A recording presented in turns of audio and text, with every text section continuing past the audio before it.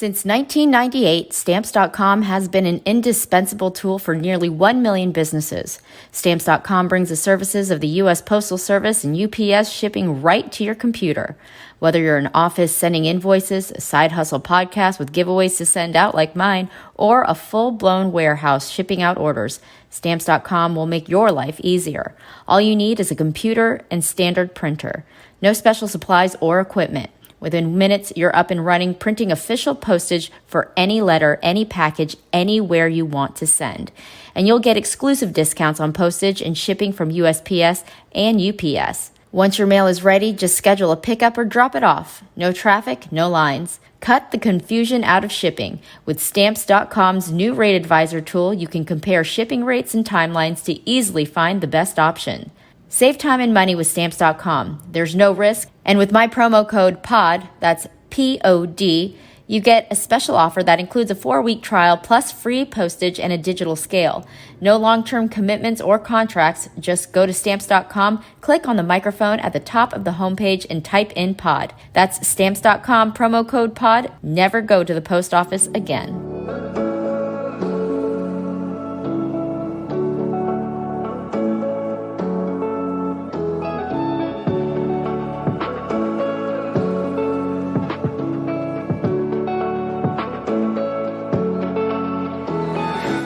Welcome, I'm Lori Lee Binstock, and you're listening to a Trauma Survivor Thrivers podcast. Grief is a normal reaction to loss. However, when a loss of a loved one is sudden or tragic, it can be traumatic. My guest today is Nikki Mammano. On October 13, 2019, she was in an accident with 4 friends. That's when she lost her boyfriend and suffered a TBI, a traumatic brain injury, almost losing her own life. The wounds were visible, but the lingering wounds of such a tragedy could not be seen. Nikki joins me today to share her story and her journey through recovery. Nikki, thank you so much for joining me today. Thank you for having me. I'm so grateful to be here. Absolutely. You know, in a matter of moments, your life was completely changed, not just the accident itself, but also losing a loved one. Can you share what happened that day on October 13th? Sure. So I want to start with my 2 years from the accident is coming up, and it's still so hard for me to talk about. And I know 2 years isn't a very long time. This is making me realize how healing is not linear. So on October 13th, almost 2 years ago, the 5 of us were on our way to Assateague Island in Delaware. And I don't remember any of the accident, but what I've been told is that it was around lunchtime and we saw a restaurant behind us. So my friend who was driving, I was sitting in the middle back seat, but my friend driving pulled over to the side of the road to make an illegal U-turn, and we were hit by a truck carrying, of all things, on October 13th, an amusement park ride. And it was also storming pretty bad. And the accident was critical for everyone. We all needed to be airlifted, but because of the storm, only my friend sitting in the passenger seat was airlifted, and thank God he was, because he needed brain surgery right away. But we were taken to multiple hospitals because the first hospital didn't have a trauma center. Yeah, I was resuscitated. I almost lost my life, and my boyfriend, who was sitting to the left of me, he passed away on impact from a brain injury. Oh my goodness. And so you woke up in the hospital pretty much. 3 weeks later, I was awake and conscious, but I have a condition called post-traumatic amnesia. So I was conscious and moving around, but it's very loopy. I've been told some funny stories of my interactions in the hospital, that the first thing that I said, one of the first things I said when I woke up was, my mom was talking to me. I said, "No, where's my real mom?" And I also, for some reason, I asked her how many babies were there. Like you had just given birth at a hospital. I don't know. I have to find humor in it. How did you learn about what happened? to your friends. Were you at all coherent when you woke? And were you able to find out what happened to your friends? When I became conscious of my surroundings during my third week, that's when I was transferred to my third hospital, and I was now in acute rehab. And I kept asking my mom, and my dance coach was there too, my dance coach, Abraham. I kept asking them what had happened, why I was in the hospital, and they wouldn't tell me for a while. After a couple of days, I figured it out. Things started coming back to me. I had brief memories of driving over the bridge and holding David's hand in the car. And I kept asking over and over again, how are my friends? And my mom and Abraham wouldn't tell me. And then finally, a couple of days before I was discharged from the hospital, they thought that I was ready to know the truth. And they told me that David had passed away, but all of my other friends were okay. But I think I had already kind of guessed it before they told me. How long have you had been in? You said you were just getting discharged when they Yes, finally told you. So that was into my 5th week in the hospital. So you said that you kind of guessed. What was your reaction when you were actually told? I was in shock. I think during that time, because I was still in so much physical pain, I didn't cry at first. I almost, as I think back, I had to, I think, force myself to start crying. Like I wanted to get the emotions out, but because my body was in so much physical pain, emotionally, I couldn't bring it to the surface yet. I don't think I was ready. But then weeks later, when I started physically healing, I would cry myself to sleep almost every night. Were you in touch with any of David was your boyfriend? Mhm. Were you in touch with any of his family? In the very beginning, no. I didn't feel ready to be in contact with them. It really wasn't until a year after that I felt ready to start talking with them. His mom reached out to me and we had briefly talked here and there. The first time I met them in person was the 1-year anniversary of the accident when they had a memorial for David. Do you still keep in touch with the other survivors? I think this is a really interesting question. I am still pretty close with my friend who I told you who had to be airlifted. We had known each other since college. The other 2 survivors who are living, I don't talk to them. I think trauma has a way of bringing people together and also has a way of separating people. And specifically the driver, legally we cannot speak. We've like texted here and there, but he's told me that because he's still technically on probation, we can't share details about our lives. Mm. And the driver and I, we weren't really friends when the accident happened.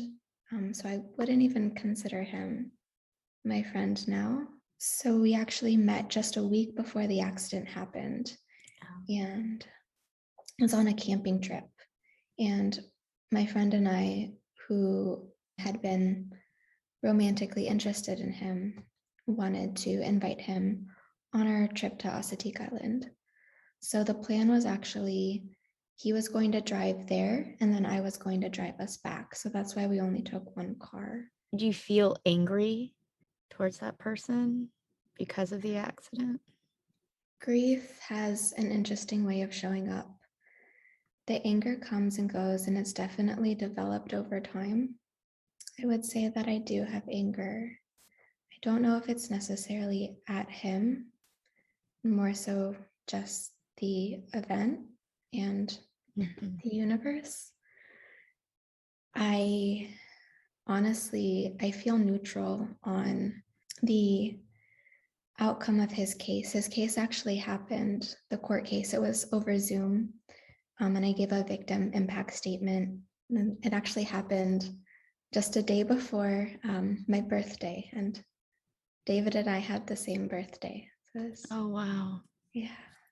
So the case happened in May of this year. And he did get charged with, I think, first-degree murder, plus a couple other charges because of the other bodily harm to the other passengers. And so he could have gone to court, or he could have gone to jail. And I was in this neutral position of whatever happens is meant to be what happens for his journey. Mhm. I didn't want him to go to jail because I don't think that from how traumatic it was for him as well, he shouldn't have to go through that. Jail is a traumatic place. Mhm. But at the same time, I don't think I would have been upset if he had gone to jail. Do you struggle with survivor's guilt? That's a really good question. It'd be a lie if I said that I didn't struggle with survivor's guilt. I had mentioned I cried myself to sleep for probably the first couple of months during my recovery. And my mom was living with me for the first 5 months of my recovery because I needed help getting around the house and eating and showering. And it's all kind of a blur to me at the beginning of my recovery, but she told me that almost every night when I would cry myself to sleep, I would say, it's not fair. He was too young to die. And I think at some points I had said, why? Why wasn't it me? I don't know if I ever said that it should have been me. But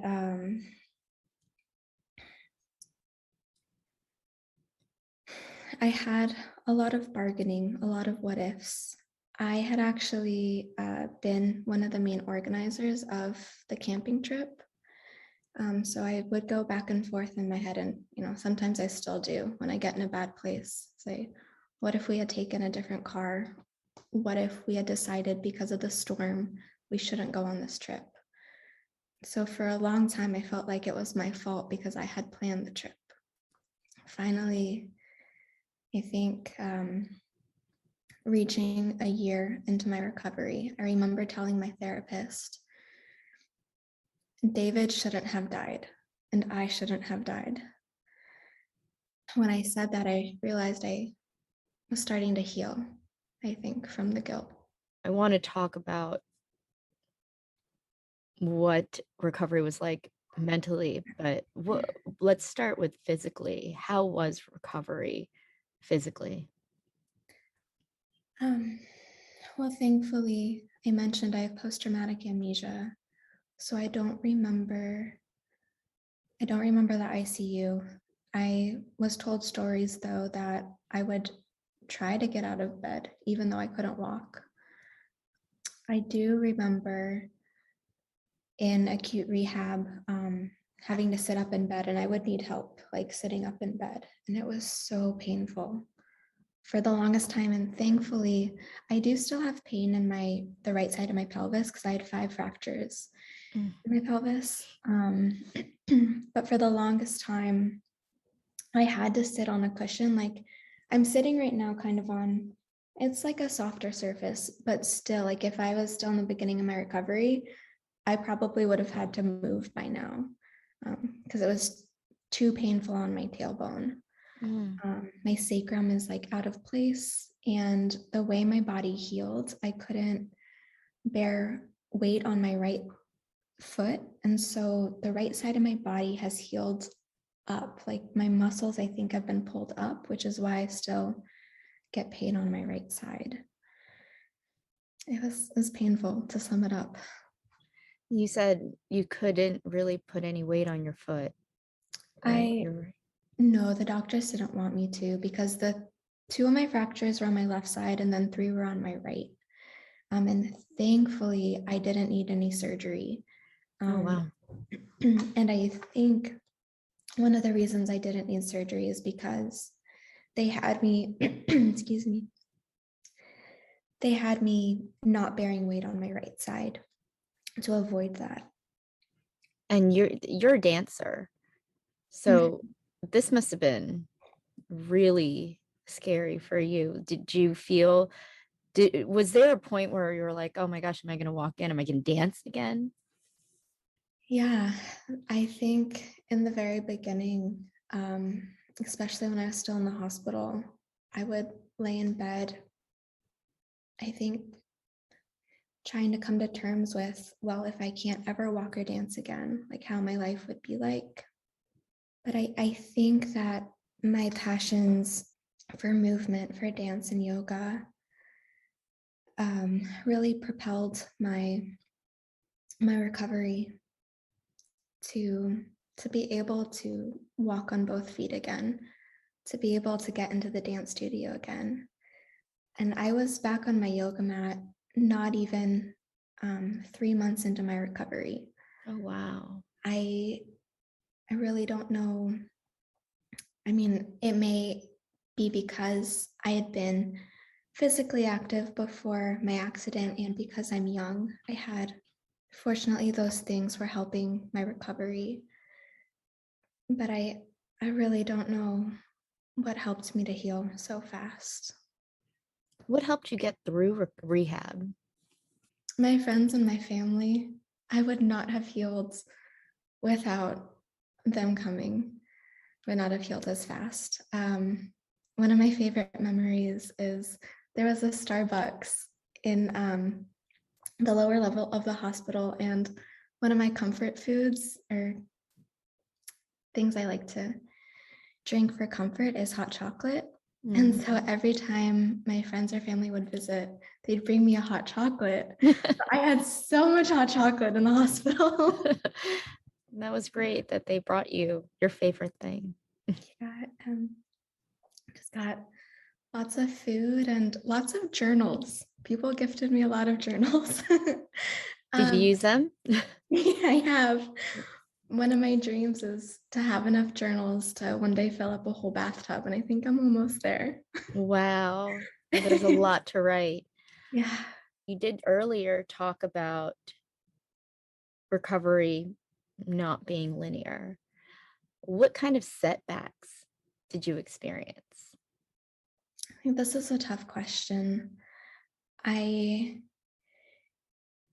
think that where my mentality is now in my healing, I don't personally like to think of them as setbacks because I'm trying to transcend beyond a victim mindset that this happened to me. I look for the growth and the gratitude in how my body is different now and how my brain cognitively is different because of my traumatic brain injury. And also emotionally, I do struggle with anxiety and depression and PTSD. And also, I experienced depression and anxiety before my accident.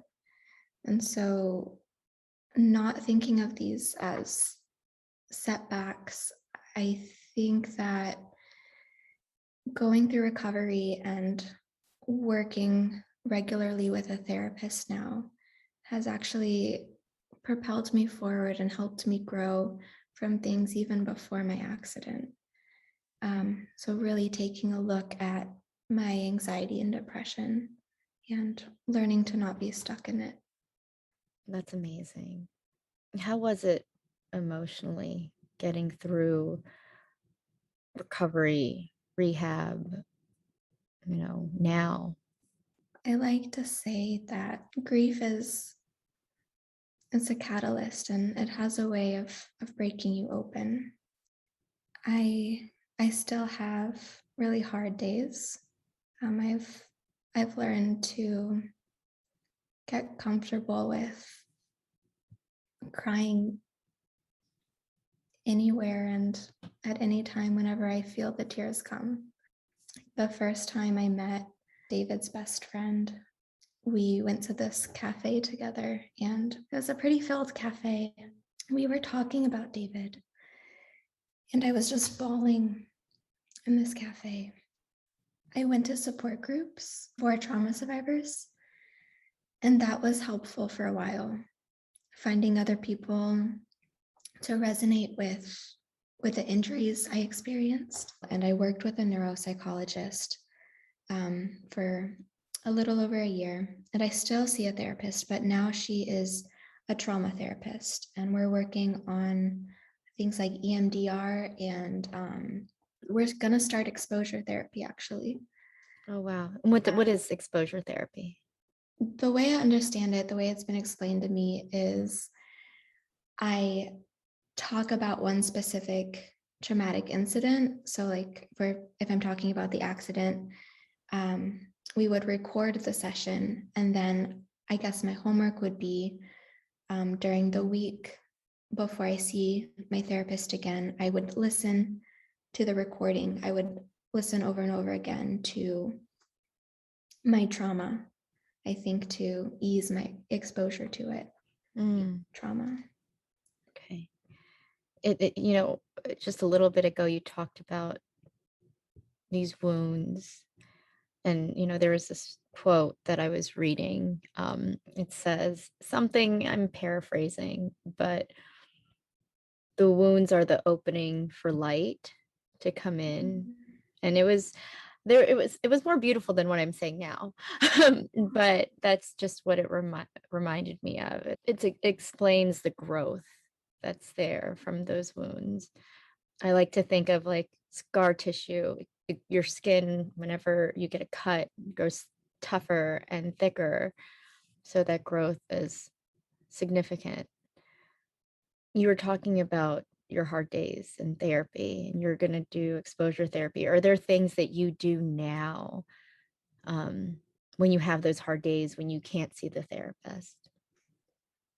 Well, in the beginning of my recovery, I definitely needed a lot of support. And what I would do personally to help myself on my really hard days, I'd wake up almost every morning, and I'd write my gratitude for the day. Like I've looked back at some of the gratitude journal entries, and some of them have been like multiple days in a row. I wrote, I'm grateful to be alive today, grateful to have seen another sunrise, grateful for my doctors. And so just finding the gratitude, even while in pain, was really helpful. And now I do still journal gratitude sometimes, but I think what really helps me is movement, that I've been able to get back to dance and yoga. I try to stay in the present moment, but thinking about my future, thinking about how my life has just started, and there's so much more for me to experience.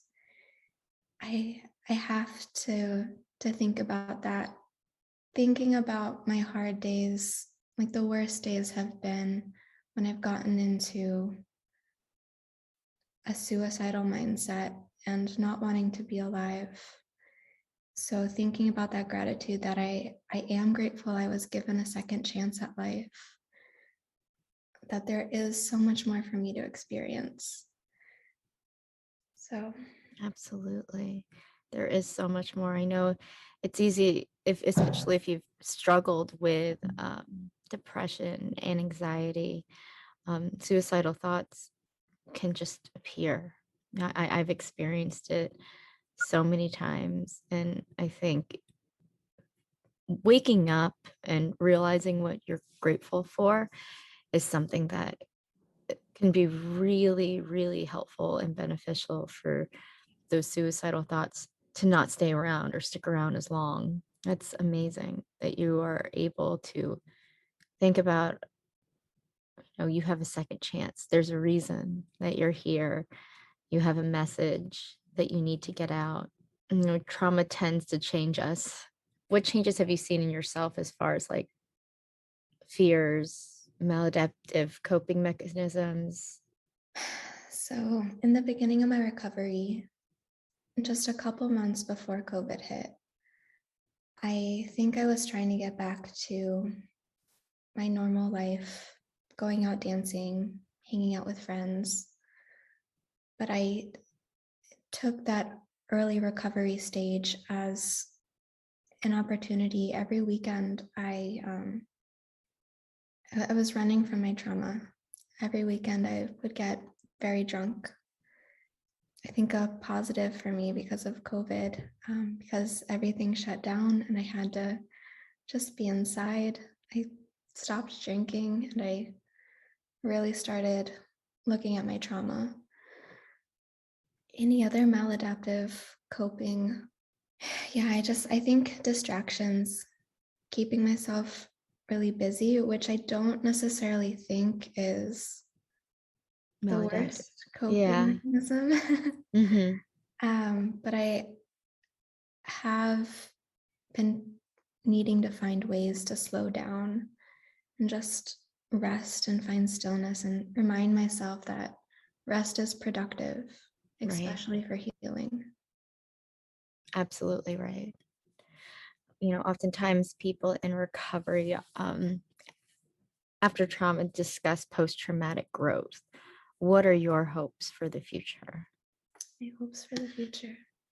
I know you're writing Um, a book. I am.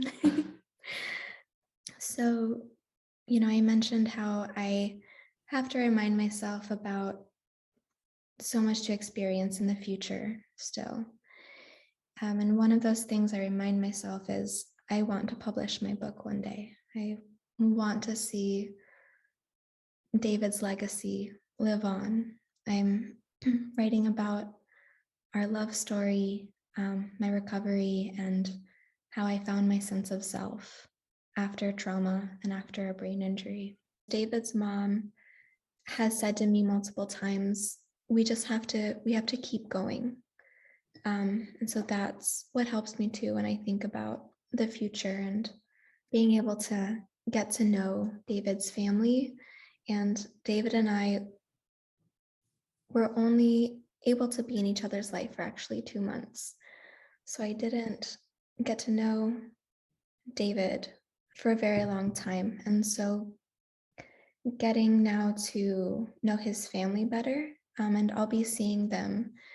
And I'm going to go see the cross for the first time. The cross is where the accident happened. Hope for the future that sharing my story inspires others, Mhm. and to leave the world a better place, as cliche as that is. No, I think that's beautiful. I think that's how we find purpose after such a traumatic event. And you mentioned how you found your sense of self. That's what you're writing about. Can you tell me how? How did you find your sense of self after tragedy? Well, I think I'm still trying to find my sense of self. I think it's a lifelong journey. Mm-hmm. It's constantly changing. I think finding purpose and meaning in why the accident happened has helped Mm, me to rebuild a sense of self. I think because of my brain injury, I I like to say I can't really remember who I was before the accident or who I would be if the accident had never happened. Yeah, finding meaning in the accident is what's helping me find my sense of self. And also realizing that I don't need a concrete answer and I'm never going to get an answer of why it happened. So just accepting and just letting it be. well, thank you so much for joining me today. I really appreciate you sharing your story, your journey, and what you have coming up in the future. Thank you so much, Laura Lee, for this opportunity. Absolutely. Well, that was Nikki Mammano. To learn more about Nikki and to stay up to date on the latest on her endeavors, including her book, visit my website at atstpodcast.com. That's the letter A, tstpodcast.com. Nikki also contributed to July's issue of Authentic Insider, and you can find her piece there. You can find the link to her website, social media platforms, as well as my social media platforms at the top of my homepage. And don't forget to subscribe to my email list at Authentic Insider Magazine to get that into your inbox monthly. Thank you so much for listening to a Trauma Survivor Thrivers podcast. I'm Lori Lee Binstock. Thank you for being a part of the conversation. Take care.